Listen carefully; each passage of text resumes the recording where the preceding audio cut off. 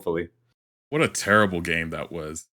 Thursday Night Football. That was so bad. It was very bad. It might be matched this week. Yeah, it's back-to-back bad games. Hey, you only paid $1 billion for it. Whatever. Matter. So let's go ahead and run through the news real quick because we got a lot to go over. So first off, Brett Favre. Yeah, we talked about him a couple weeks ago, but now he is getting closer to being subpoenaed about his involvement with that trash can. He's trash, bro. He's just a trash human. I mean, again, according to the article that I saw, they stole $77 million from the program that's supposed to go out to feed needy families and give money to people that are in need. 77 million seems like a lot of money that was going into their pockets. Mm-hmm. So, yeah, Mississippi is one of the poorest states too. They have a big problem with poverty in there. You have this program and you're going to siphon off money, which is a problem enough of itself. You're going to siphon off money to build a volleyball court or whatever other rec center he was going to build, which isn't what these funds are for. They probably could have found those somewhere else. He's worth still a ton of money unless he's totally broke. But outside of that, it keeps getting worse where he's like, yeah, I knew about it. Yeah, I don't care. Give me the money anyway. And then again, and we joked about this before, but seriously, this guy does not get that text messages are permanent. Like, I don't understand. You got in trouble for it before. Why? Why are you still doing it? Why are you still? It doesn't. It's ignorance, and I think they feel immune to this kind of stuff. So, I mean, and technically they are until they get in trouble. Yeah, and we'll see how that goes, but. It's very frustrating. So, but hopefully he get his like Alex Jones got his 950 or 65 million. They said it could be more than that. It could be. Yeah, I saw it getting totaled up as they went because they were still because each case was technically separate. You know, each individual had their own case to bear. I think they kind of just did it at once since all the evidence is going to be the same. But yeah, I don't think he has this money. I don't know what he's going to do about it, but they're going to come after him, and rightly so. I mean, again, your words have consequences. This isn't freedom of speech anymore when you're defaming people and making up shit for no reason. Like, especially like in general, but especially with this, it's just so crazy. Yeah, it's kind of hard to justify anything that he was doing, and simply put, the only people that think it's fake probably never lost somebody in their life that tragically, or they're in some kind of denial. And he's neither of that. And he was exploiting them from apparently 3 hours after he was on the show saying this is a spoof, it's a fake. So, I thought it should be more. I think he should get $12 billion owed to those people. Go loan it from your cronies, from your supporters. Go out and sponsor like he did before. Yep. I don't know. His platform should be banned, but hey, what are we? We're just a small podcast just trying to make it in the world. Trash. Anywho, moving on.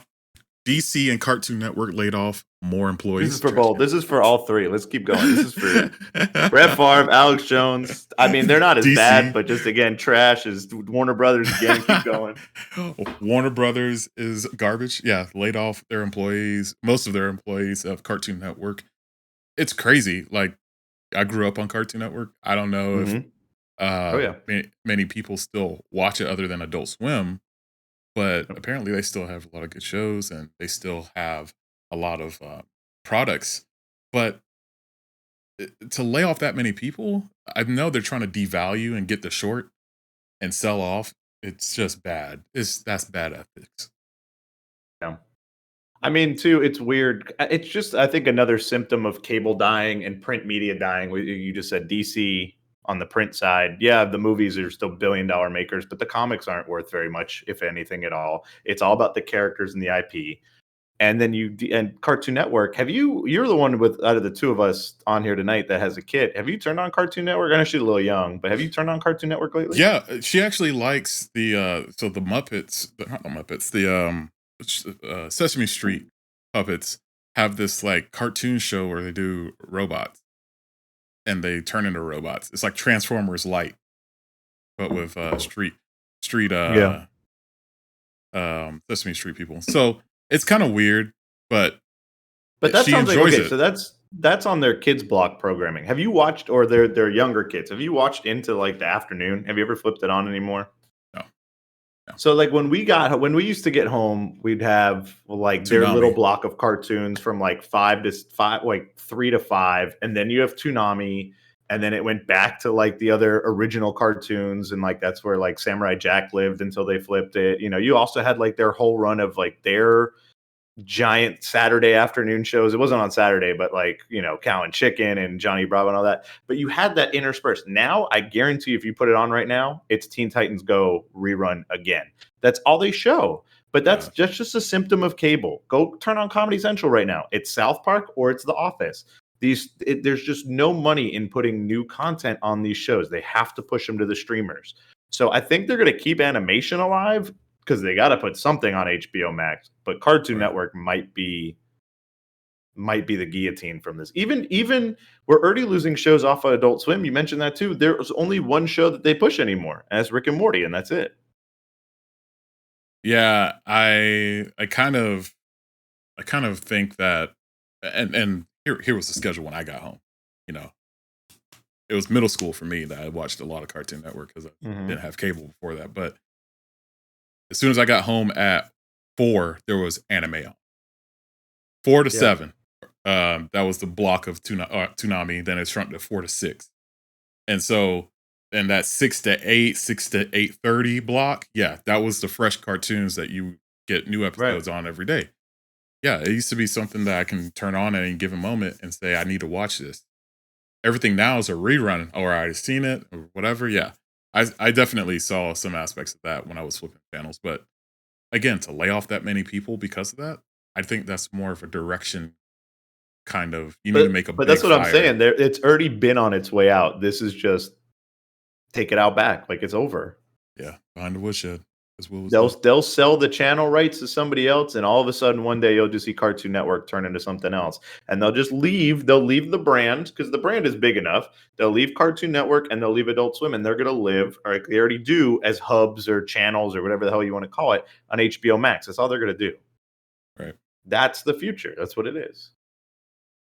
Yeah, unfortunately, it's it's gonna be it's gonna be bad.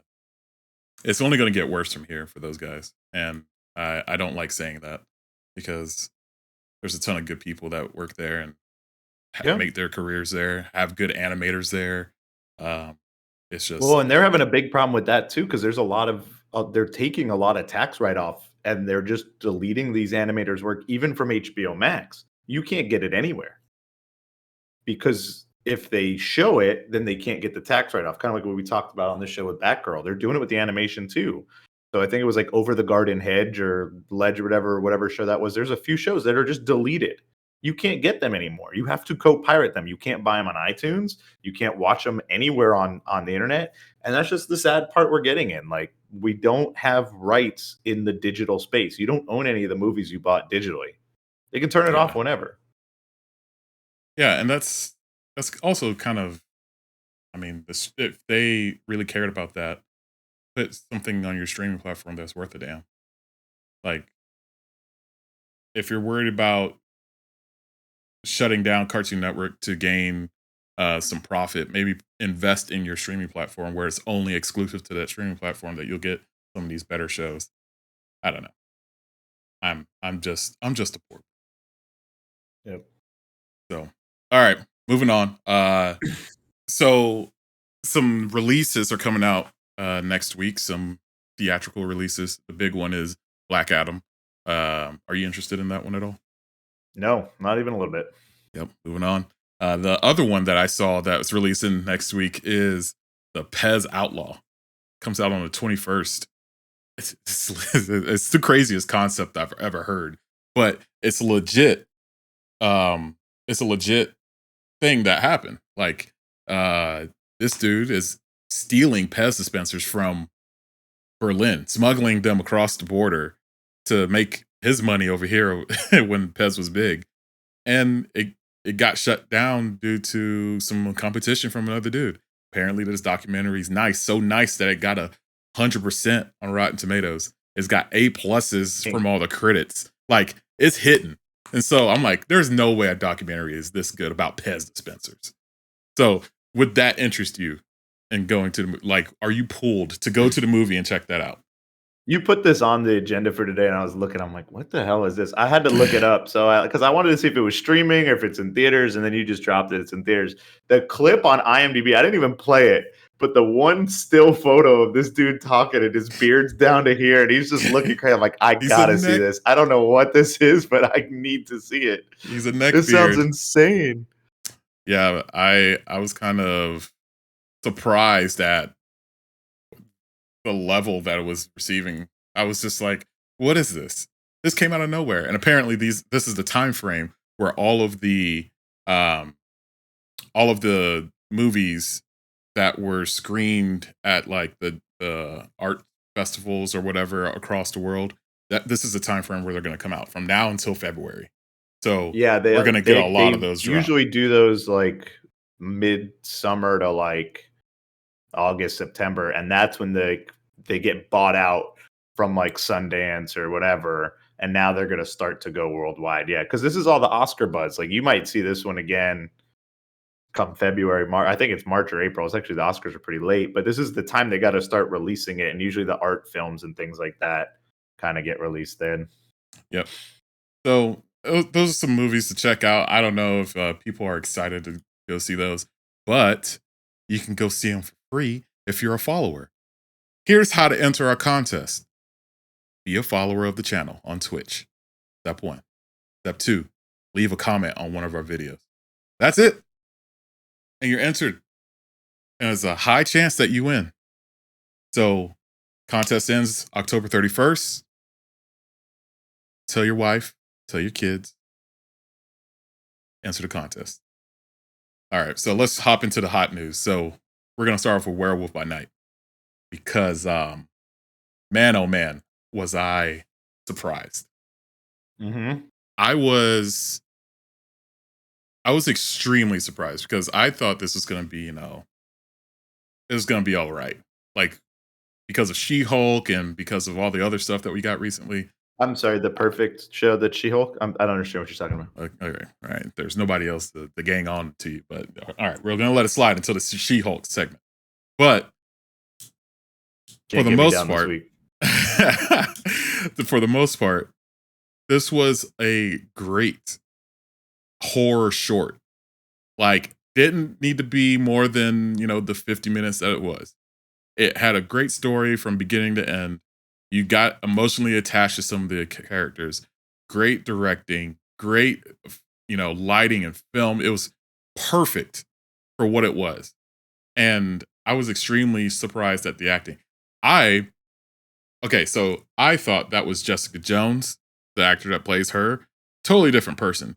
Like They look her. alike. They look alike, No, no. but She had a leather jacket on. That's it. Stop. Full stop. no. They got the same forehead and all that going on. Anywho, but she's really good in The Nevers, the Josh Whedon product that got canceled already. But the one season that's out for that, y'all should check it out. She was really good in it, and she was really good in this. And the stunts were good, the fighting was good, the whole plot and scheme of it's kind of like Clue combined with hunting. Like all the weapons are in the arena. The arena is a maze. Go find this creature, and you have different motives for different people. So it was a great, great one-off, and I liked almost everything about it. I give it a 9 out of 10. I would watch it over and over and over again, especially for Halloween. Yeah. And Yeah. and I think the best part about all this was that you can show violence and like horror and cult items without the R rating. Like Yeah. this is leading up to Deadpool being, just another property by Disney that they can bring in. So, what do you think? I'm talking a lot. What do you think? This is a show I was excited about. I love these kind of weird characters, especially from both DC and Marvel, but only one can get it right. So thankfully it was Marvel we get a character like this. And we can get there too, but like kind of with the Blade news, I don't know, maybe I'm kind of hoping they're pausing now because of how great this was. This is I had no expectations for this. I was just kind of excited to see it. Marvel's first try at a holiday theme, at horror. Perfect. They nailed it out of the park. We got Man Thing. They showed Man Thing as a character in this show. Incredible. He was great. You mentioned that what was it? Hang What's on, her hang on, name? hang on. The Wait a character minute. name? Oh. Wait a minute. What was her name? I want to say Verusha? it's like Elena. In the show, it's Elena. But what's Oh, her that's what what's I'm her talking about. actor's Yeah. name? Okay. Yeah, So it's Elena, like you said, the actress is perfect, but you didn't even mention Werewolf. He was great. yeah, he What was was it? great. Jack. Jack is great. Yeah. All the villains are great. You got the like weird Bowie guy hanging around. The dude who like looked like he stole some jacket from Wakanda was like dope. The Yep. other big muscly guy, like I don't know what's good. That was perfect cast characters. Her stepmom was real good. But yeah, I think this was perfect. It hit the camp right where it looked like a 30s horror movie, but it was done modern. It wasn't like weird close-ups or like overacting or like that fake transatlantic accent. It was well, modern acting, modern storytelling in that format. yeah. Actually, there were a couple of those classic shots. So you had the Right. dolly shot a few times where the background kind of gets bigger as it gets, kind of zooming away from Yeah. that's a classic horror shot. Um, Yep. and some of the font that they use and the classic sounds that they were using, like her first fight or second fight, because she fought the Scottish dude first, but then the crossbow guy second. Um, Yeah. that fight was the whole Psycho theme fight. Like that, the soundtrack behind it was straight from the movie Psycho. It's just, Yeah.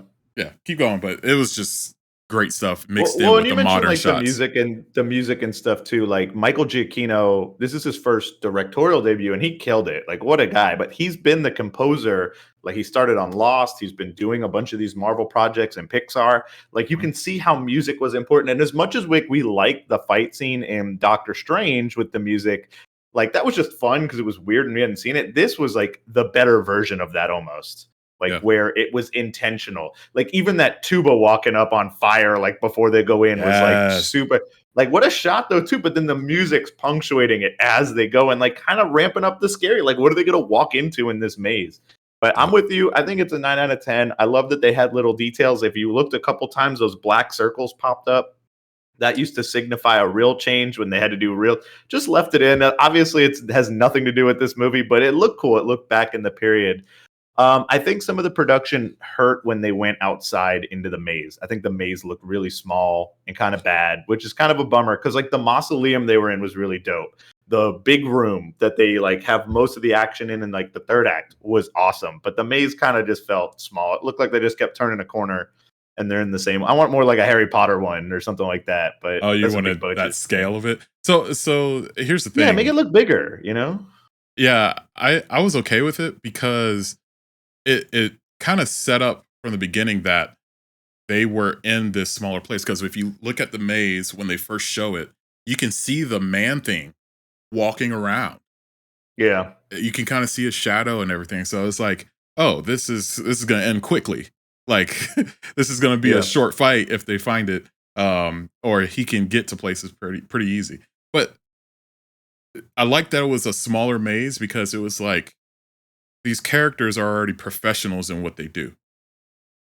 And they already know how to kill. Because we had the kill counts for everyone as they circled the room before this. And then once they get out there, let's just get to the action, hurry up and solve this because, you know, we got work to do. There's more monsters out there to kill and capture or whatnot. So it doesn't need to be this drawn out thing that it used to be. Apparently, it used to be this super long search for the next hunter, according to the intro. The intro has some Right. Latin pages that some nerds online leaked or transcribed. But at the same time, the maze is symbolic because of all of our time with Westworld. The maze is your own personal journey through whatever you're going through to reach the middle or the end and achieve your goal. And the trials and tribulations that come with that are supposed to reflect on your character. And it did 100% for all of these characters.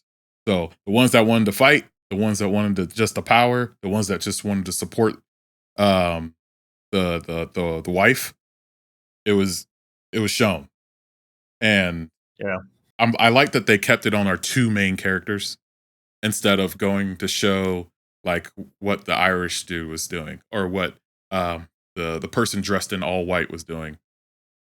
So I like that they center focused on that and they kept it real efficient. It was just very efficient. Mhm. So I liked it a bunch.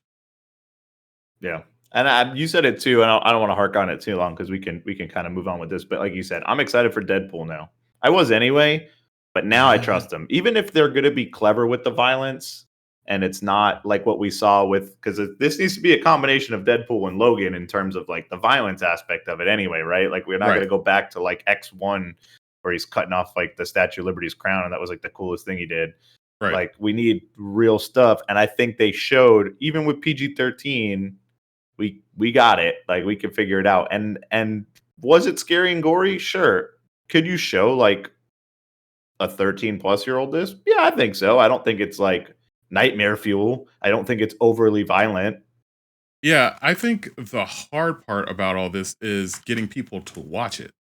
Like, can you get the average Marvel person that's, just into the superhero stuff? Can you get them and say, "Hey, watch Werewolf by Night," and you know, I you'll be think surprised. so. I think so because of how they sold it. It's a special like edition or special whatever they call it, special presentation. And they're gonna Yeah, do. And I think this is gonna start a roll of them. And I wonder if we're gonna get one in the spring because the next one's Guardians. right, So right. Guardians is the holiday special. We just got a Halloween special. Like if they start to do these is like, hey, it's not a show, it's 50 minutes. It's an hour and a half. Guardians might be like closer to an hour and a half, but I think it'll probably be 50 minutes too. But just come in. Like you're already at home. Watch this over the holidays with your family. Let's just do some special presentation. If they can sell that right, I think they'll be fine. Yep, yep. I agree. Anything else about Werewolf before we move on? No, 9 out of 10. If I didn't say it, I'm with you 100%. Like I said, just a little bit on the some of the production. Just looking, not necessarily that the maze was small, just it looked small, not that it like felt small. It just like looked like a set. But again, that Yeah, could have been part of it too. I'm sure that was intentional. yep. So, So moving on, Andor. Pleasantly surprised by this. Again, for how much crap we gave Boba Fett when we started this podcast, like 6 months ago,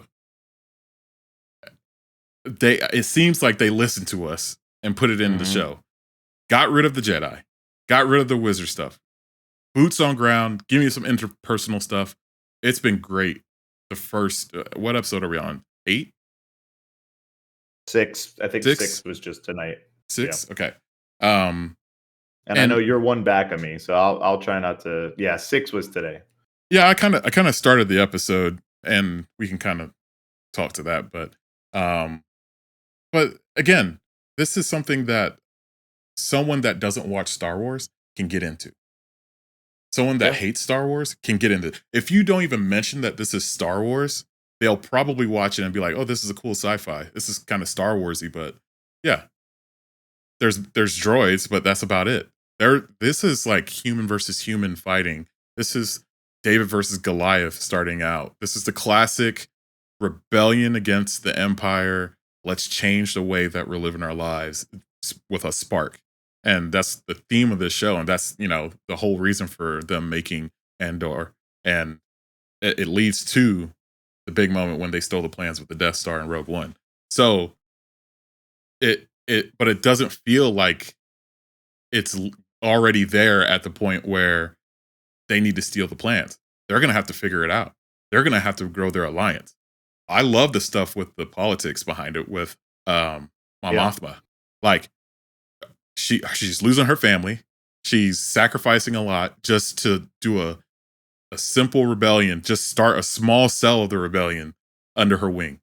And man, oh man, I can't speak enough about it. This is one of my favorite shows of the year. But again, it comes with faults. Some of the acting has been stale. It's been very broody at times. And it's like, okay, I get it. You're not in the best situation where you can flaunt all of your acting skills. But at the same time, it's been a good storyline, and it's been good. It's building a good set of characters, which I think some of those characters are getting. They're gonna die. These guys are gonna die so bad. Some of them are gonna go. I think the first one to go is the one setting the tone of what the rebellion should mean. Like anytime you get theoretical and you try to find, the soul of the show. Oh yeah, he's gonna die hard. It's gonna be like the last scene of one of these episodes, and it's gonna be a silent move to the credits. That's the first one to go. But these characters do mean a lot already, and you're starting to see they're planting the seed for why Kaz is turning into this rebel prospect. You're starting to get the background. You're starting to get the story with it. It's just good. What do you think? What's your rating on the first 5 episodes? So we went into this show. We talked about it a lot when they dropped the trailers. I don't think any of us cared. Well, at least you and I, because we're the only two that actually like Star Wars. We didn't care. And Cassian was my least favorite character in Rogue One. Didn't really care. He was dark and I love Diego Luna. He's doing a great job. I just didn't care about the character. That's not like his fault. I think the acting's great. I think the first 3 are a little slow, and I didn't follow the recommendation to kind of watch them as a movie. If you haven't watched them, watch the first 3 together, because I think that's the weakest part of the show. It's a lot of building. I think that's where the acting is really bad. I think that's where the sets look really bad. It almost looks like they you reuse stuff from Book of Boba, where it looks like it's on a soundstage, or Obi-Wan, where it looks like it's on a soundstage. It doesn't look real. Like when all the dudes are like hitting the pots, and it's like, all right, like we're on a soundstage, like go. But once you leave, and once that starts to ramp up, and you get like Stellan Skarsgård in the show, and we really start to get off world, and once they hop to the next world, and it blows up from there in terms of like, now we got the plan versus now we have, like you said, the politics. Mon Mothma's politics are cool. I love that, like FBI Empire. I want a show about them. Give me Empire FBI, bro. That was with the ISB, I think it was called. They were so cool. Yeah, the Security Bureau. It's but it's all politics in and of itself, and like who gets who. Like that was fun, and like she's onto something, and like. But I think the show's great. It really surprised me. I think the acting has gotten better. I think the Rebel cell he's with in 5 and 6 is real good. I think Mon Mothma is good. Stellan Skarsgård's amazing. I think the ISB is really good. Like all of them seem legit too. I think it's an 8 out of 10. Like I said, I think it looked real bad early. Like not a bad show, but I just don't think it looked quality. And then once we get to that new world, even when we're in the Empire buildings, or when we saw Coruscant. Yeah, dude, Coruscant was like incredible. It was way better. His little museum shop and like her house. Incredible. Yep.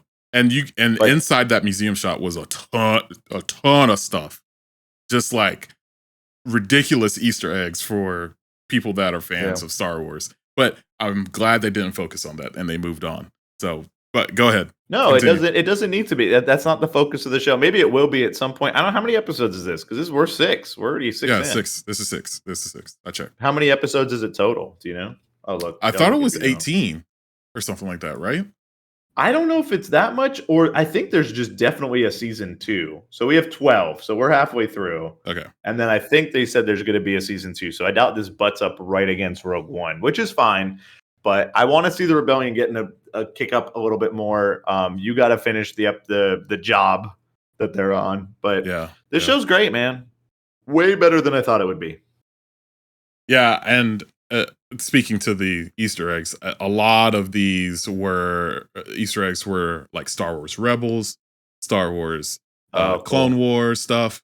It was like very nested things that only if you watched a video to break it down, or if you were like a true fan, you would be like, "Oh, that's the holocron that they were holding at or Return of the Sith or whatever, Episode 9, or that's the one that that they were holding in season 2 of Rebels." Like you would only pick up that thing, or that's Hela Zendaya's little family emblem that they were holding. It was a Twi'lek little emblem, but like stuff like that. Perfect job. Just put them in the Yeah. background. Like there was a Knights of the Old Republic stuff in there, and we don't need to deep dive on that stuff, and we don't need to mess up the lore for that. So just pepper it in there. Let But me let me ask you this though before we pivot, because it's going to be hard. Where's the show rank for you? This is the fourth Star Wars show that we have, right? Of the live action that all we've done right, so far, we've had Mandalorian, Book of Boba, Obi-Wan, and this. Where is this for you? it's definitely right behind Mandalorian already for me. I almost argue, and again, we're only 6 in, and it did start a bit slow. It might be better. I think Mandalorian hits you with shock and awe, and it gives you those really big moments. But there's some really low moments in the show, like the first ATST one, where it's like just shooting up the village. Like, all right, what are we doing here? Like, Right, I right. get that's kind of your lone samurai, your Ronin going through the woods and like helping all the people. Yeah. But like, there's some pretty bad lows on that show.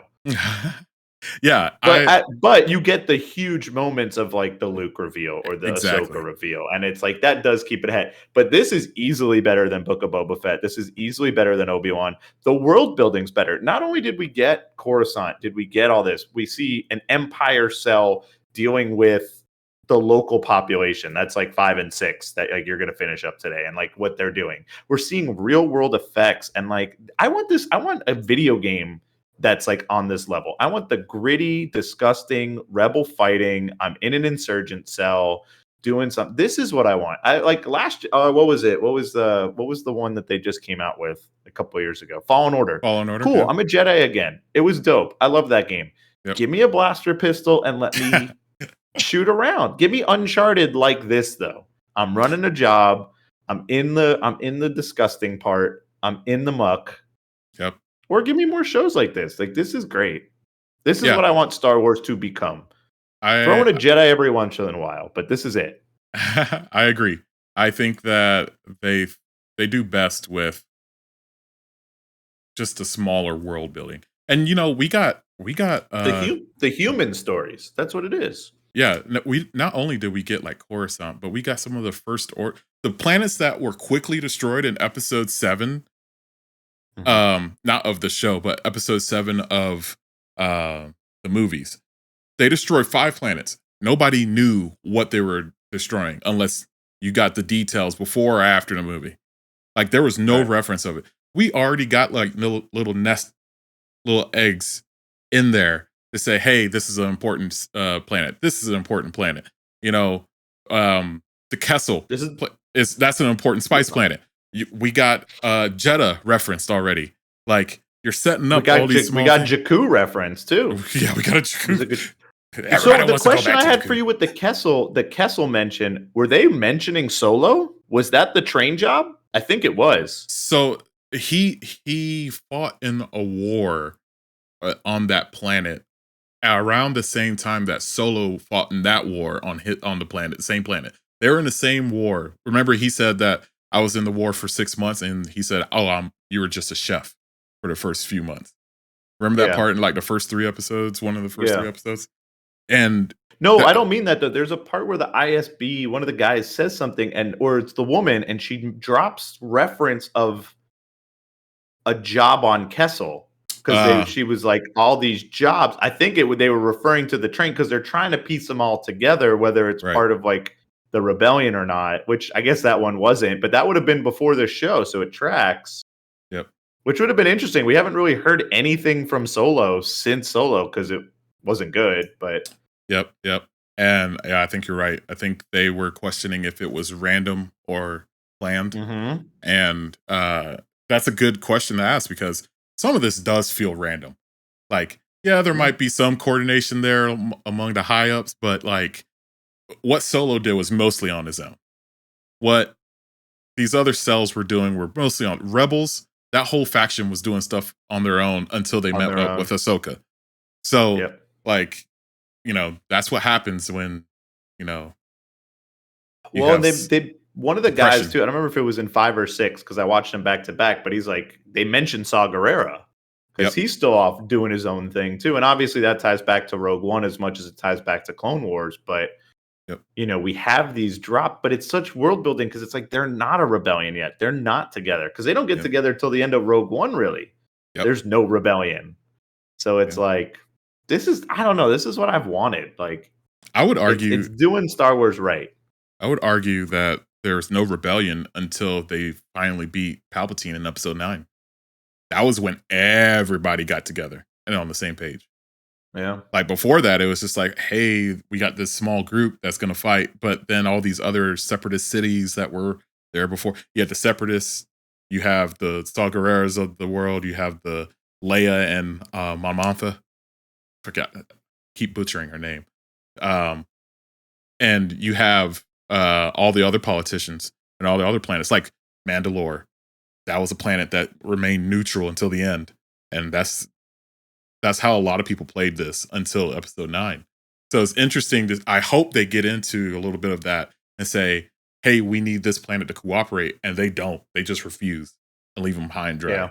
That sets the tone for like we want to stay out of this mess and just I protect almost our kinda own. wanna see the other side of it then and kind of hope they start to do this in Mandalorian or something since that's that side of the war. Because it doesn't really make sense why we have a resistance if there's a new republic, but also a first order. But as Right. we're talking this out now, you're right. They need to show those pockets of fighting. Well, but again, this is the world building they should have either A, done in those movies or done before those movies, but we didn't have Disney Plus then. They didn't have all that then. So they Yeah. can't go ahead and do that. This is stuff they have to work backwards for because they didn't have the vision then, which Yep. is sad because we really could have had something special with Disney Star Wars and we just Yeah. didn't. So I don't know. Maybe They the future's bright. This they is should this is the most excited I've been about Star Wars in a very long time. yeah, they should focus on outer rim stuff. The small cells that are Yeah. fighting, maybe some Civil War stuff on each planet. Don't need anything higher than that. We'll see what we get with the uh basically the cop show with Yeah. Appa from Kim's Convenience. He was the marshal or whatever of the Outer Rim, so we'll see what we get with his. But yeah, we'll see. We'll see. I didn't rate it because I need to finish this episode. I feel like the first part of this episode 6 was leading up to the fight, and um, we finally got the villagers that were coming in on that planet. So I feel like I need to wait until the end of this episode to give it a real rating. But until now, it's been like a 8.5 out of 10 for me. So Yeah. I think you'll stay there. That's where you're at. Like I thought the end was satisfying of that episode. yeah, I yeah, was happy. And it still sets up more of the show. yep, yep. And also just let Stellan Skarsgård have his little happy dance in every single episode because I'm dope with that. It was so great. When he puts on his little rings and he's like putting on his fake smile. So good. Yeah, he knows how to play the part very well, in which they, Yeah. I mean, have to do. Yeah. All right. Well, moving on. First things first. Our producer right now is in trouble. Oh. They forgot to change the date on our title card, so they're fired. You're fired. Get out of here. Anywho, moving on to House of Dragon. Sorry about that. Had to clean house real quick. Um, this episode was dope. There's no other way to describe it. It was dope. There is no way you could tell me an old man with leprosy struggling to get up on a throne is going to be the biggest moment of your episode. If I was just listening to that Mhm. as a regular person, I'll be like, this sounds stupid. That scene was hands down one of the best king scenes I have seen in this show. Did you see the trivia that already came out about it? No, what happened? the crown wasn't supposed to fall off his head, and Matt Smith went to go pick it up and give it to him, and they left it in the show. And that was Ah, the most natural part of that scene too, was that weakness, but okay, the brothers are back, like it's time. We're a yeah, united front. yeah, yeah. And that Well, wasn't even supposed to happen. Like I love those stories so much. But yeah, this episode was incredible, man. I all right. So first off, my rating for this episode 9.5 out of 10. It's been this whole show's been hitting high notes. Only bad part for me was the very end, but I understand that. I To start from the beginning when they set up that the Valerians are losing their men of the family, and they're losing more and more of their family day by day. It's setting the tone that like, okay, we need to do something to ensure our name in the history books. And that desperation comes from both sides of the family. So you can see Vayman trying to take control in his own way and like expose Rhaenyra with her bastards and expose the crown for what it is. But he does it the wrong way, and he literally loses his head for it. And it's those small moments for me where a character makes that kind of decision that is the biggest impact on the show. It will start to divide people more. It'll give people more reason to do what they want to do. And it'll branch off into like, if this happens, then, you know, this side of the family is going to do this. And this is how they're going to feel because of this. Everything in this first season has been a setup. And I hope that they close it out well, because I think this is going to be like 2 or 3 more seasons. It's got to give weight to every decision they're going to make in the future. If they just came out like Rings of Power and just started doing stuff and like going places and we didn't know the reason why. Like, I know they're not competing against each other, they're different fantasies, but there's still a writing aspect to that where you have to have some kind of direction and reason behind your character's motivation. So, doing something like this and showing something like this it checks all the boxes for me. I absolutely loved the episode. I absolutely loved how Viserys took control in his last breath, made the family come together, made made them be happy for a little bit, even though it was like for 10 minutes. He's in control. He's the king, and it was good to see that he finally, even though he failed to set in order his old family line and set in order who's supposed to be his successor, or the succession of his crown.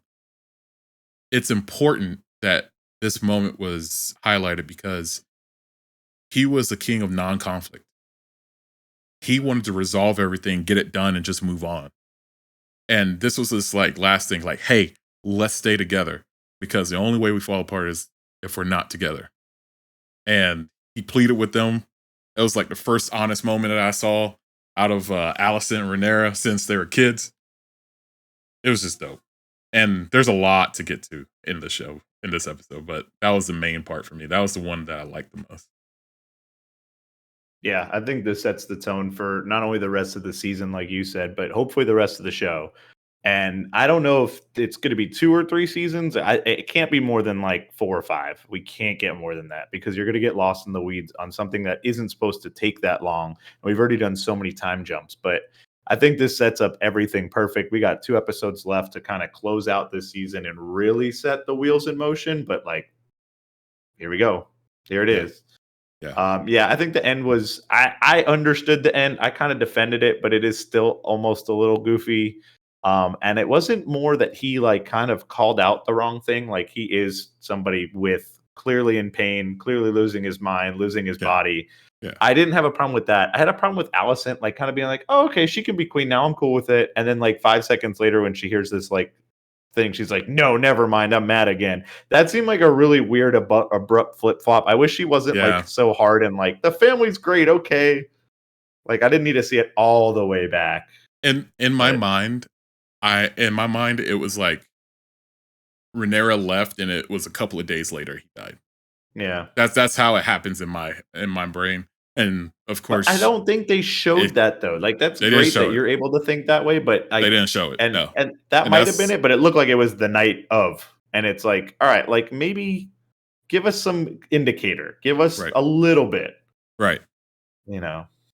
But yeah, this show's been great. It's especially with how down we were on on Game of Thrones. It left such a bad taste in our mouth. I don't think Yeah. any of us wanted this show, and now I can't wait for Sunday.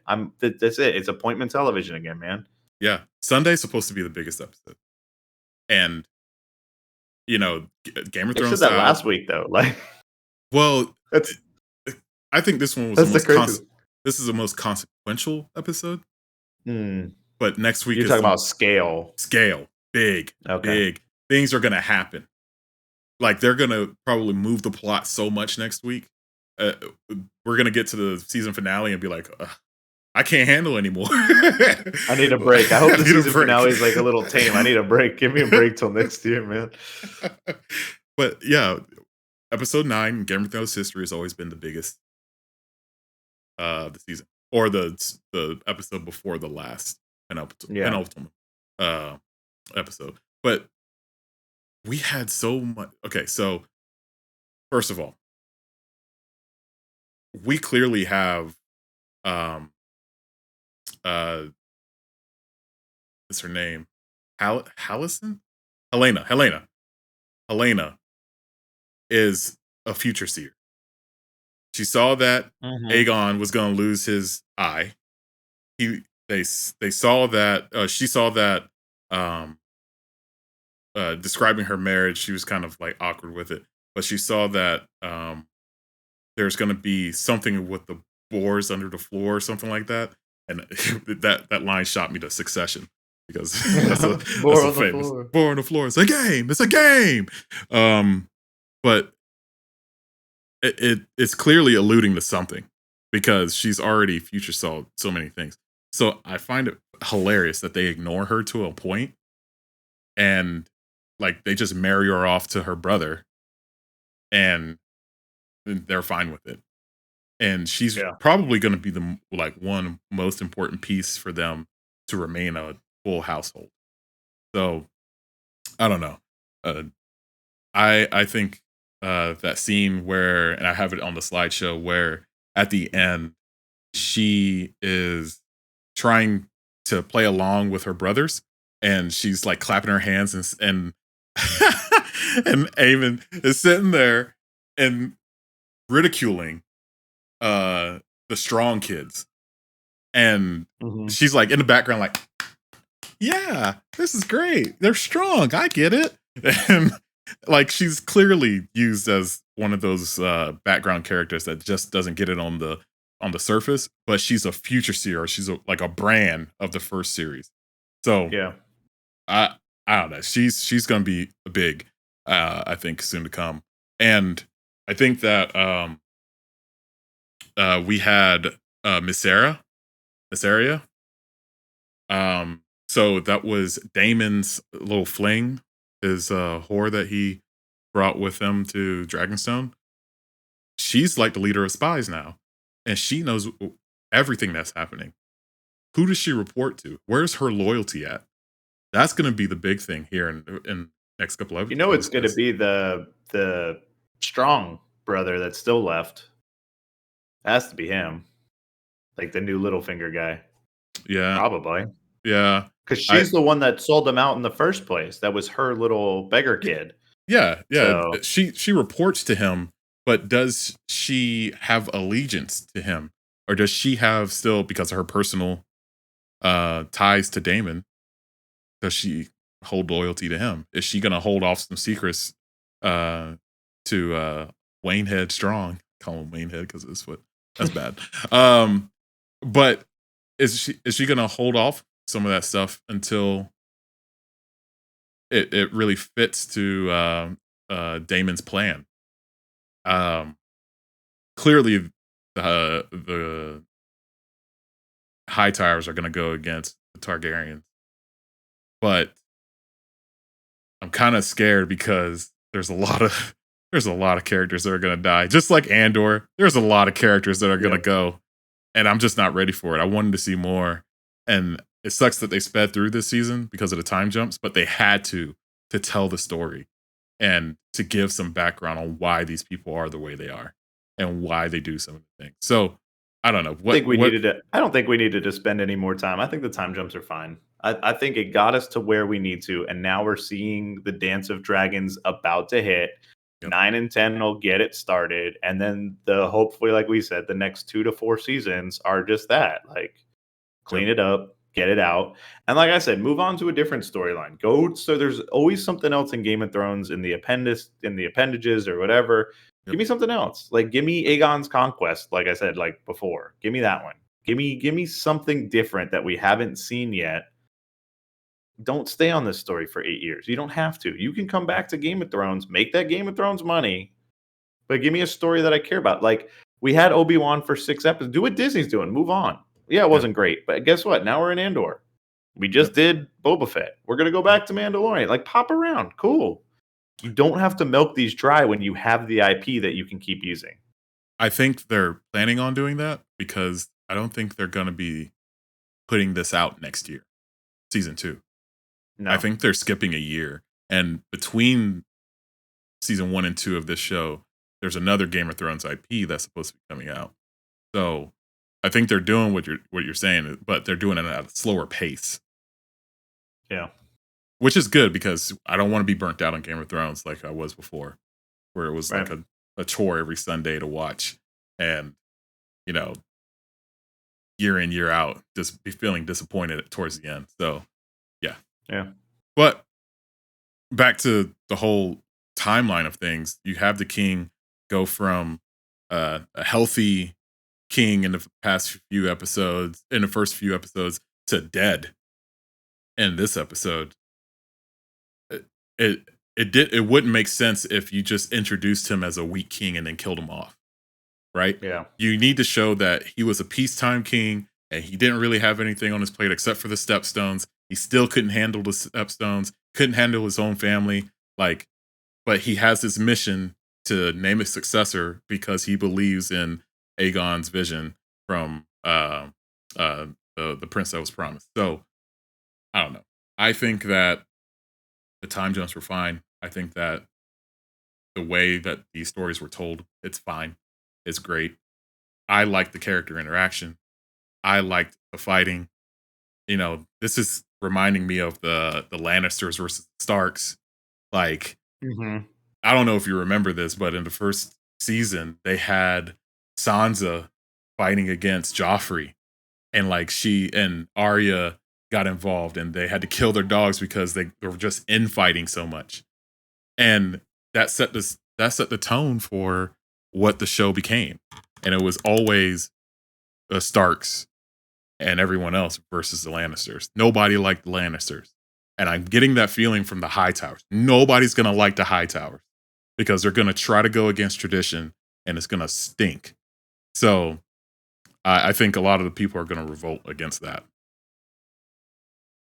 I think it's interesting too because we saw like for when Alicent was sitting at the table, there's like some of the new family, like the Lannisters, had a seat at the table this time.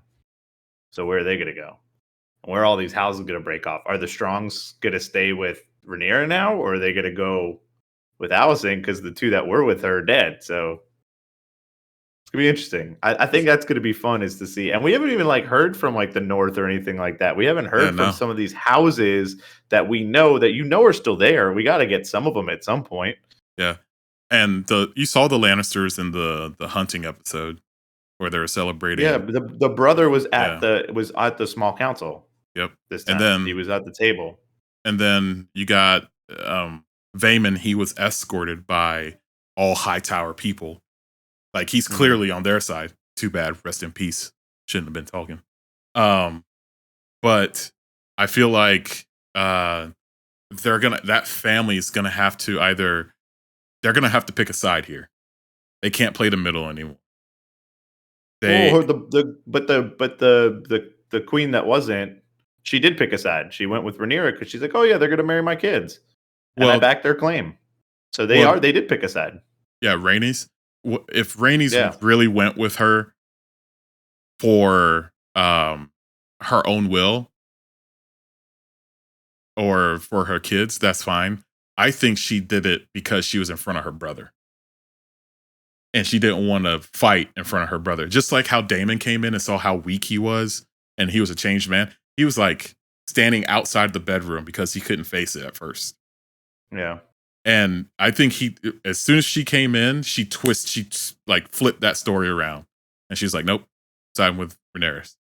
I don't know. I saw it as that she saw the winds blowing against Vayman, and then he kept talking, and she's like, "Well, I'm not gonna jump on that boat right now," and then got sliced up, man. Bro, that was I love the after His line. After the episode ends, they do the the Oh recap yeah, of the episode, and the actor is talking. He's like, "Well, you noticed Damon could come to my face and do it." I'm like, yeah. okay, He had to go behind my back. okay, Chill, bro. Like, still got that was sliced up. funny. You should have known better. But yeah, I don't know. I have a slideshow going, and one of the main pictures that are on there is Alicent with her son, Aegon, Aegon, and Aegon, yeah. he's supposed to be like the next coming king, and I think he just doesn't want to. He has no desire. He just wants to have sex, masturbate, do whatever, go off into the sunset. He don't want this. Cue the Jon Snow. I don't want it. It's wild to me, like how much she's forcing him to. Like it's giving real Cersei Tommen vibes. Like you have to be king. You're the one. Even though you don't want it, you got to learn all these things. You got to behave a certain way, stuff like that. I think it's going to backfire real big on Alicent. She put her chips in the wrong one. She should have went to Aemon. Because she doesn't have a choice, though. You have to go with your firstborn kid. Like that's what it is. Like you can't just skip around because he's an idiot. Like yeah. I get it. That way. Yeah, but hey, I think they're going to move the plot a lot next week, and it's going to be a big episode. And I think next episode might be the best episode of Game of Thrones as a total series, as a total IP. That's how big of scale this is going to be, in my opinion. Like you got to go hard. That's a big ask, man, because we've had some real good episodes. Red Wedding, Ned Stark's beheading, Battle of the Bastards, Battle of the Bastards, the Battle of Castamere, or the Battle of when they were on the boats in season 2, and he lit them. He used a wildfire to blow them up. Oh, at the bay, the Blackwater Bay. Blackwater. Yeah. So the one what was the one on the King's Road too we had where we like saw a dragon actually like do shit for the first time? Like that one was on like the King's Caravan, the King's Road and stuff. That one. Yeah, that's what I'm saying. We got some bangers, man. Like that's tough. This is what I'm saying. They need to go big. Like they reserve the budget on a lot. They didn't show the dragons in a while. They haven't shown a lot. Even if it's just scheming. Like this was literally like 3 sets, stuff. I think, that they used in this episode. You had like the king's bedroom, you had the dinner scene, which is definitely reused from something, and you have the Iron Throne. Yep. Where else did they go? Oh, and at the beginning of the episode, we were back in the Dragonstone. In Driftmark. No, it was Driftmark. It was Driftmark? In their that's right. It was their hall. But like that's a reused set too. Like we didn't have anything new. And this was a huge episode that did it on a tiny where? Very beginning. This was skipped over because it happened at the very beginning.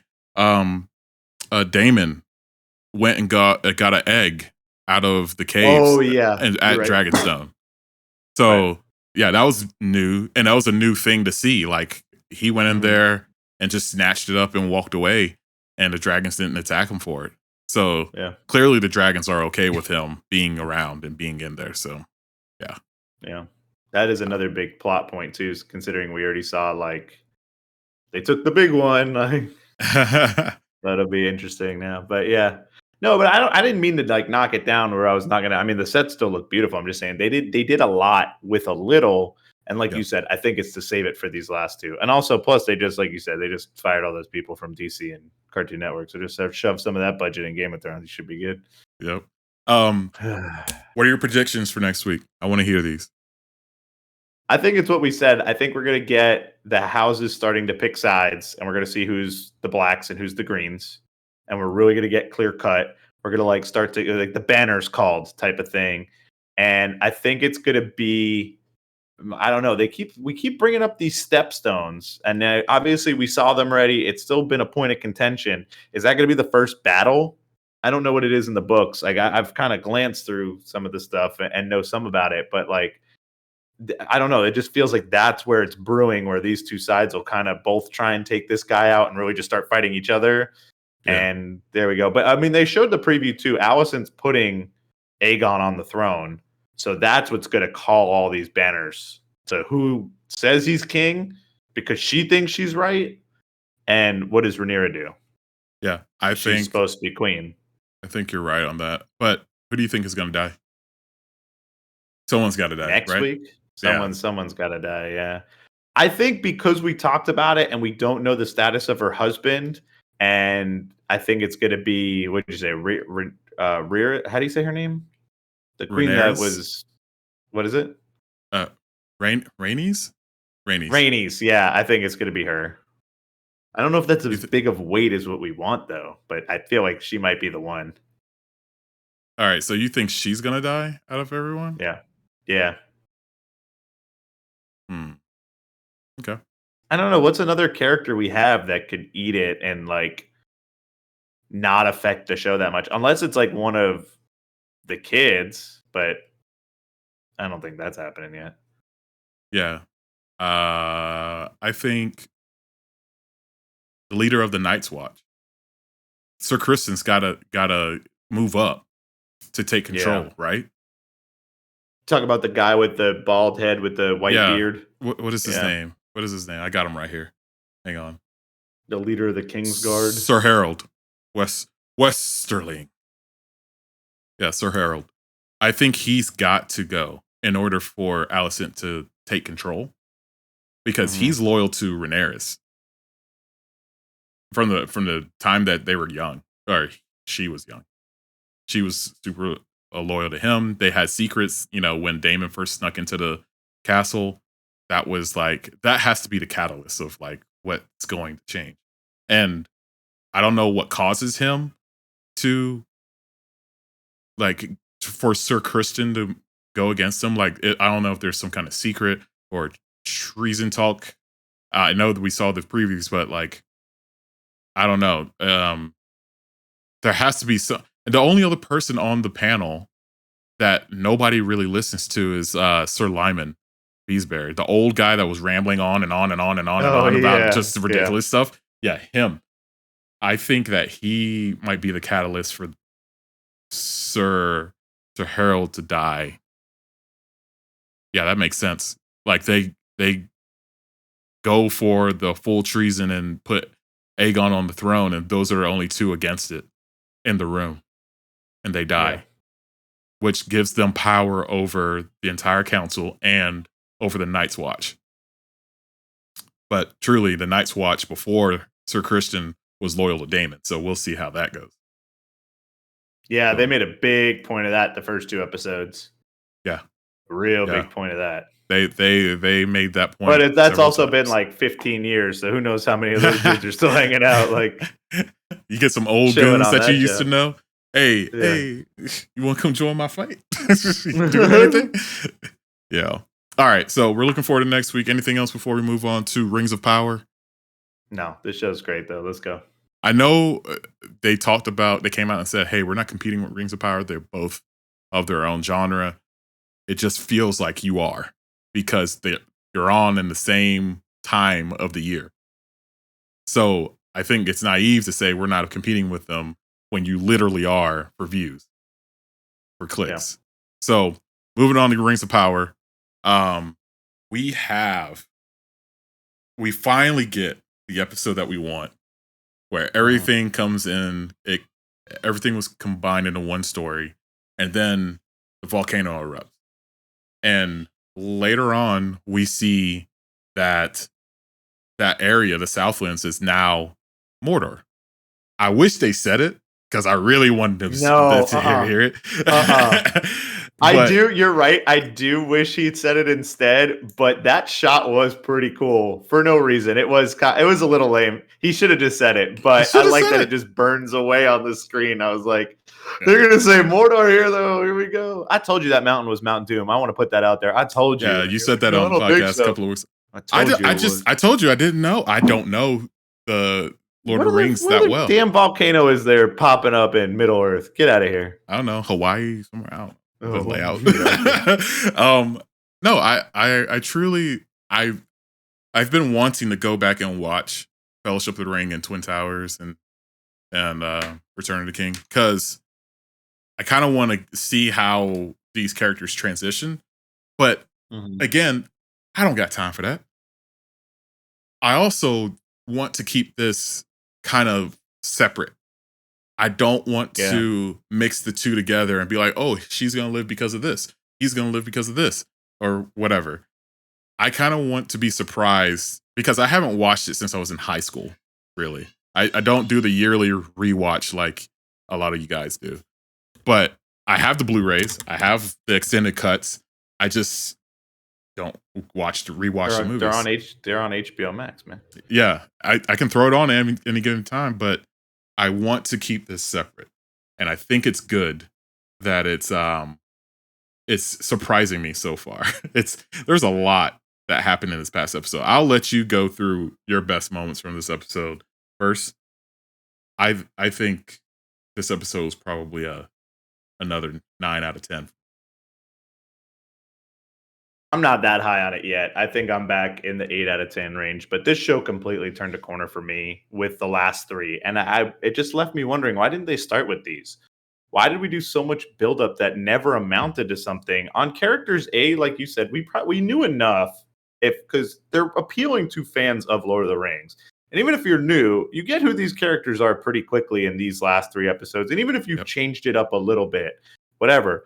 But these last 3 episodes, you said it with House of the Dragon. We said it with Andor. There's a direction we're going, and now we're building out the world. And I've been saying that on the show. That's what happened in this last one. We had a lot of storylines conjoining. We have a lot, and now they might split off again because stuff's happening. Maybe they're still hanging out together. We had like the Numenorians leave, and Galadriel's on her own again, and we still have Elrond's story being separate, which is fine. Like, that's cool. Like, whatever. Everything doesn't have to be this one tight thread, but we were just so all over the place for no reason. Like, I actually kind of enjoyed the hobbits in this one. Like, they're still a little too much. It is what it is, but they were used correctly. It was interesting. Whatever Gandalf, not Gandalf guy was doing was interesting in this episode. The politics we have where like they got their ass beat real bad and they got to figure out like, we got to dip and maybe we'll come back. We don't really know, but like, we know it's real bad now. The guy's speech at the end, like you said, like now we have like the villains are actually kind of like, I care about them. Like that might be one of the worst parts of Lord of the Rings is Sauron's literally an eye in the sky. Like there's no person. Bad. He's just a bad guy. Like he's bad because he likes darkness and evil and orcs are bad. Which is cool. Like it's great and it works great in the movie. But in this show, I like that like his one acolyte dude was like a tortured elf and has a story. And I don't usually like that. I don't like villains having stories to have stories. I thought that was like the worst part. Is a completely different tangent. Of Hocus Pocus 2 was like, why do they need an origin story? They're just bad guys that eat people. Like I don't need an origin story here. But like I like that for this. I like that for this random guy who's like, yeah, this is why I'm a disciple of Sauron. They abused me real bad, and these are like my children now, and I want a good life for them. So yeah, I'm a bad guy. Like, okay, cool. But this show's I'm excited. I think this is the finale. I think we only get 8 of these. So the Game of Thrones drop comparisons are going to drop off this week. This is all we get until supposedly season 2, which they started filming. Are you sure we get more? I think we only get 8. I don't think it's 10. I'll look. I got it. We get 9. Oh, we get 9. So we We get get 2. We 9. get this one and one more. Okay. Yep. No, there's only 8 episodes. No. Is Well, it? one more. This is episode Yeah. 7. This is episode 8. The one that we just This watched. week, the one we just watched is 7. We get one Okay. more for All 8. right. We're on That's the what I'm same saying. page. It We're on the ends same this page. week. Yeah. Yeah. Which I think is actually beneficial to them because I think they can set up their story really well. Give us 2 weeks, and then House of the Dragons doing their own thing too. Which I mean, 9's going to set up a ton, like we just said too. But I think this is good for them. This is going to break away those reactions. I think, like you said too, it is nice that it's divorced from the movie. I don't really love the actress that's doing Galadriel, but it's her own take. I know what Kate Blanchett did. I like the guy playing Elrond, but he's not Hugo Weaving. But that's okay. Like he doesn't have to be. Like it's cool we're getting new takes on these characters because if it lines up and it's a shot for shot with Fellowship or Two Towers, whatever, it's gonna lose every time. You had such a great cast. Peter Yep. Jackson put his everything into those movies because he had nothing left for The Hobbit, which is sad. But you hate those movies, man. I hate those movies. But I think they can tell their own story, and I think they can tell it well. I just wish it started like this. But I'm back in. I was really about to give up on this show. I had like 3 in the hopper to watch. I have not been watching these live. Now I am. I'll probably watch this on Friday. Yeah, I'm excited. The only way I get to watch these because the weekends of football and Game of Thrones and Andor and She-Hulk in the middle of the week, I have to watch it live, or I have to watch it Friday nights, like after everyone goes to bed, and Yeah. it's just on. So I don't know. I agree with you. I think it's good that they're separating the two. I think it's the actors. They're not going to live up to the movie actors. They're not going to live up Right. to what we remember them to be. So have them separate. What I didn't like was the children, the kids. I felt like their motivations to do things were just bad. All over the And place. yeah, Yeah. I just You don't. talk about the Hobbit one, the Hobbit kids? The Hartfoots, Yeah. the kid of the tavern, of the Southlands Tavern, Mhm. the 3 The boys that in the left army, the yeah, what were they doing? They were all over the place. Isildur Well, one and all died. that, yeah. Oh, yeah. Yeah. Yeah, And that's true. why is Isildur just trying to become a hero all of a sudden? Stuff like that. 'Cause he's gonna be Like, king, bro. yeah. So Spoilers. At the beginning of Fellowship of the Ring. yeah, I kind of saw that, and somebody dropped it as I'm gonna call it a spoiler, but I kind of didn't want to see that because I forgot all their names from Fellowship. Oh my god. Yeah, so I'm like, I'm completely blind here. Like I said, I haven't rewatched the movies and I haven't read the books in so long. So Yeah. like, unless you tell me a reference or show me a meme of somebody and drop a name with it, I don't know. Like, you can tell me. Like, I think at first I was thinking, which one of these people turns into the goblin? Aragorn? Oh, the Goblin? I was like, do one of these characters just love the power so much that they just turn into him? That's after. That happens a little after all this. I was like, I don't remember anything from those movies. So, they're doing a good job getting me back in. Now, execution, that's another thing. But this episode, funny, I rate it so high because it was like gathering the pieces afterwards, and they gave characters some faults. I didn't know what's her name. I didn't know the one elf had a husband. I remember that from the movies, but that's the same timeline. Like, is her husband alive at the same time? I think she mentions it at the very beginning of the show, and then they like quickly cut away. But yeah, that's the same guy, and like they go on like weird adventures and stuff too. But elves live forever. They're like they're true. immortal. Yeah, so Galadriel, and she has a Merman. whole life before that even happens with this dude. And that's the whole thing is they're setting up he's dead, and he's like definitely not. Like again, spoilers, but yeah, he hanging out, he doing something. But we kind of saw that they never went back and confirmed the body. If my son was in battle and someone told me he died, I would go. Weird. I'd go get his body and bring it back home. What are you No, doing? but he let his horse go because his horse was mad. Bruh. Yeah, there you go. There it is. Yep. Come on, man. That Come was on, so man. bad. That was so bad. Anywho, I really like the other wizards that rain down fire on the Hartfoots. Yeah, They're I don't know what their problem is. They mad. They big mad though. they're a good villain threat. They're a threat that's Yeah. out there that's different from the orcs, and I like that.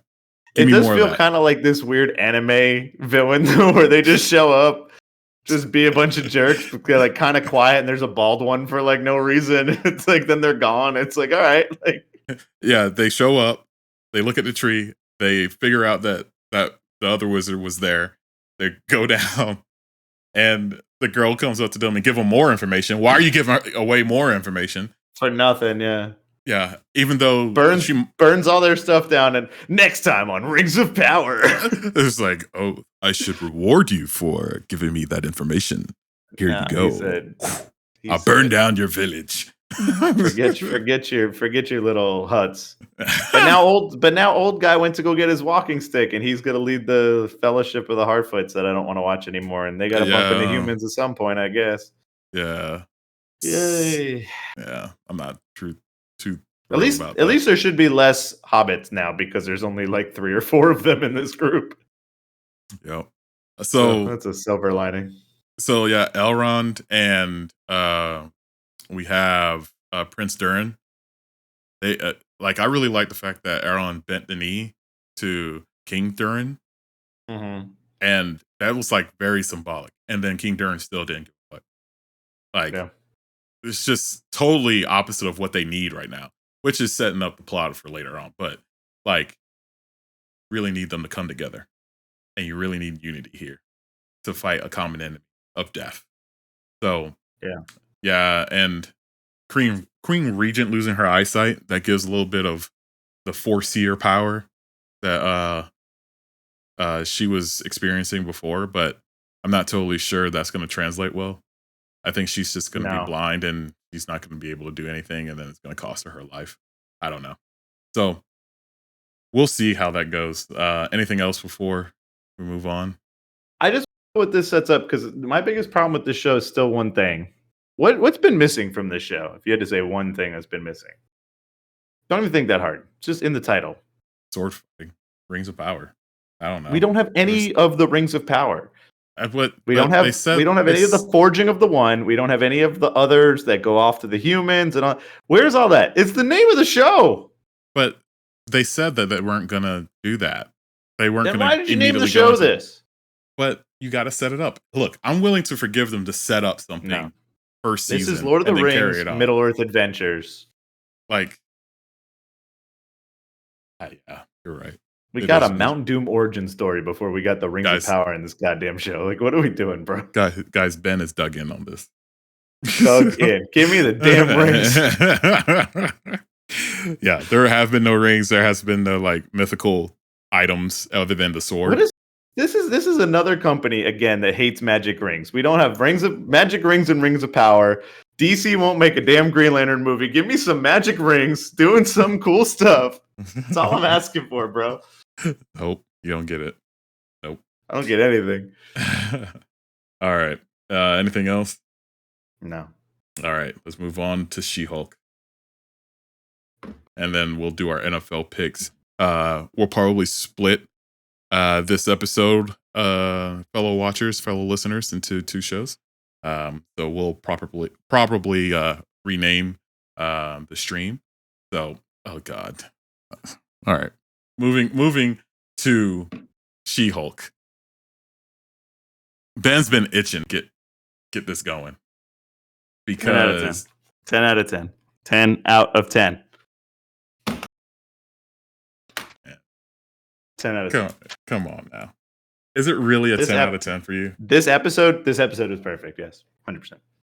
He's a big Daredevil fan, guys. This is the only thing. This is everything I wanted. Go ahead. Everything. Tell the people why you love it so much. So, first of all, people were getting so mad about Matt cracking wise every 5 seconds. No, idiot. Shut up. Shut up. Matt cracking wise. Matt always makes jokes. That was perfect. It was stupid, but it was funny. He cracked himself up, which was the best part about it. We got Matt in a courtroom kicking her ass with his smell. Love it. Their chemistry was great. I love that they were like totally into each other after at the bar. Awesome. His suit looks great. Right out of Daredevil #1. I don't really like the red and yellow, but it looked good. It's like his LA suit. He's just chilling in LA in this suit. We got to see Daredevil fight. It was a little too CGI for my take, but then we get a redo of the hallway scene.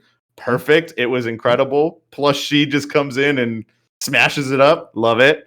The villain was dumb. Love it, because there were so many jokes to play off there. It was great. Great episode of TV. Plus, Matt gets laid. It's awesome.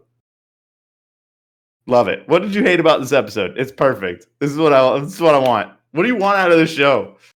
I didn't like the end. I'll give you that. I'll take all points for the plot. End, but that's all I want. Why do you want a plot from the show? We don't need a plot from the show. Give up on the plot. There doesn't need to be a plot. It's like dealing with a million things, which is probably the women's plight, which they're trying to relate to. It's like, I got to deal with dating. I got to deal with work. I got to deal with superheroes. I got to deal with just arrogant men in my life. I got to deal with my family. I got to deal with, like, there's just too much. It's fine. No. I don't know. I felt like they just threw random stuff at us at the beginning, and now the last episode is going to be so heavy with the remainder stuff. They have to resolve what's going on with her trying to get, or those guys trying to steal her blood. They still got to resolve probably Abomination, Wong, all the guest characters from the season. I think those are done. I don't think we can see them again at all. I disagree. I think, well, now the problem is they dropped that big bomb at the end with the video of her. Yeah. And her kind of raging out, and damage control was already there and all that. And now we got 30 minutes, what they've been giving us, like maybe 40. Yeah. To resolve a lot. Yep.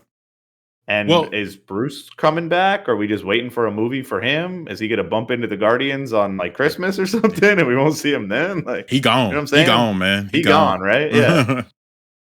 Yeah. So. No, I think that it was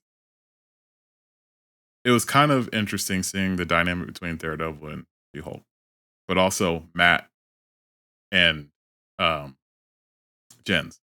I think that those two compare a lot to each other, and she can learn a lot from him. Now, was it good? Was it good for you? Yes.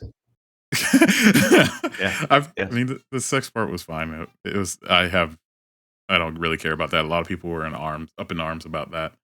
Why? Like, it's canonical for Daredevil to like get his fuck on all the time. Everybody. He's been with Black Widow. He had what's the one? Karen Page. Like, all these people. Like, it's out of the comics for him to do this. It's not that crazy. Was it goofy and stupid? Yeah, the whole show is. Who cares? That's the best part. I think people didn't know that part. That's why they were so upset about it. They didn't know how, because they saw the Netflix show and they just think he's brooding and whatever. Which even in that show, he makes jokes all the time. He's quipping, like it isn't as funny. In that show like 3 times, at least. Yeah, I think so. Yeah. So that's what I'm saying. Like, it's on Disney Plus. Watch it. I don't know. I don't think it ever hit the highs of that show. I think obviously that's the best Daredevil we've ever gotten, because, you know, I mean, I like the Ben Affleck movie for what it is. It's not a good movie, but it's fun sometimes at some parts.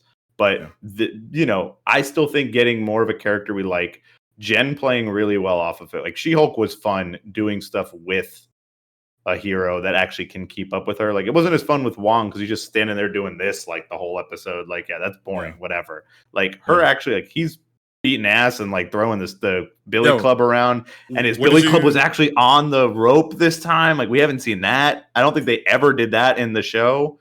Yeah. Like, what did you think about the fight scenes? Because I liked it. I thought they were great.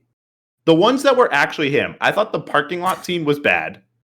I thought that CGI looked kind of goofy with him clambering down. Like, you couldn't get a stunt person to do that or something, or fake it a little bit better.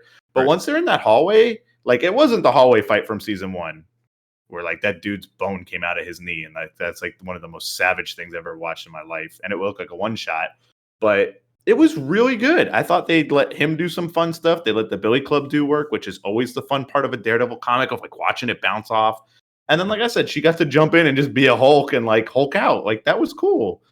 And they're joking around about law stuff while they're doing it. Like it's Yeah. awesome. That's what I'm Yeah. saying. Like, what do you want? I understand. I think they built up a lot of story around her to kind of. I don't think they're going to cash in. Yeah. I don't think they'll fall flat I don't or think they fall can. really quickly. Yeah, unless we get an hour-long episode all of a sudden. Because the Titania thing, even if either she's behind it or not, that's going to be weird. Like, I Yeah. still think we're going to get a leader drop in here soon. The guy who played the leader in the very first movie, because he's already signed on to come back for some other movie, and I forget which one, but it really feels like he's behind the scenes because it feels like a lot of his lab from the Ed Norton movie almost when they Right. showed those couple shots. Yeah. But I just don't know how they can land this plane, and I think that's going to disappoint me. Like I've been disappointed at some episodes. I just like it for what it is. Like I'm just having fun with the show. That I think it has low stakes. Maybe they're going to over promise, under deliver a bit, but it's still fun. Look, Fun. I think the parking lot scene, bad. Hallway scene, good. But then I Yeah. watched Werewolf by Night where they actually did a one shot with him in that hallway, and I was like, okay, that should have been Daredevil. 100%. Here's why I'll disagree with you, and I think the werewolf one was better. I'm glad they didn't. You have to do Daredevil in a hallway or some contained space. He's a street level guy. He has no superpowers outside of his enhanced senses. He's not stronger. He's just more dexterous. But I'm glad they didn't do a one shot because what would you have done immediately? What are you comparing to right away? Yeah. Yeah, you're comparing Season it to one. Daredevil season. Yeah, I and think it's never going to be that. I think because I saw it back to back on Friday with Werewolf by Night, I kind of just compared the two, and it was just different styles, and I just prefer the simpler style of Werewolf by Night. I like the action in Werewolf by Night a little bit more. This one just seemed like kind of fuzzy, and you know the CGI's all over the place. You have to because she's a Hulk. It's kind of hard to do human on human stuff. But I don't know. Maybe get a basketball player to play She-Hulk instead of a 5'2" person. Um, you know, have that Yeah, transform. do the Lou Ferrigno part where it was somebody different when they whole guy. I mean, or like because she doesn't really look like her anyway. She Right. doesn't even look like herself with the CGI stuff. Yeah, not like Bruce, where it's very explicit. Um, but yeah, I think the show was okay, and I get that it's not supposed to be super serious, but it still has to feel complete. You know, Yeah, like it can be comedic and goofy and still have a complete 1 through 9 run. So I don't know. I am still mixed on it. I'll give it a 6. I really liked Deadpool in it. I liked what they kicked off with them being single people living in the world. Um, but I truly think that they have to go and finish this story off with a bang. Please don't let it be the typical Marvel last episode with a big magic fight and that's it. I yeah, don't. we're I gonna really get a don't want that. Titania versus She-Hulk and pretty bad CGI probably. Yeah, But I mean, it's so weird too. We've been talking like Rings of Power is a show we're down on that now we're kind of excited for the finale. House of the Dragon is a finale we're really excited about and we want, and another Marvel show where we're kind of like, okay. yeah, And I like this show. Like I'm gonna watch it at some point, either tomorrow or Friday for sure. I'm gonna knock it out ASAP. But I don't know that I'm excited. yeah, I'll have fun with it. I like I said, this show is fun for me. I like it for what it is. I don't know that it's a great show. This yeah, episode was perfect. Daredevil rules. yeah. I don't know. I feel like we could have done a little bit more, have a little bit more, show a little bit more, have a better plot line, but Or just done less and just made it funny. One or the other. Cameo-filled funny show. It should have been one or the other, and they try to walk the tightrope of both, and I don't think they're going to hit it. Yep. All right. Well, we're going to split this show. Streamers, please stay on. We'll take a break and be right back with the NFL picks. But this has been the Dug In Pod. Follow us on Twitter, YouTube, Instagram, @Dug In Pod. You can catch us Wednesday nights at 9 p.m. Eastern on our live stream. Leave a comment and make sure you follow to enter the contest to win 2 AMC tickets to any movie of your choice. This has been Age 2K6 and Iron Knight 23. Follow us. Y'all have a good night.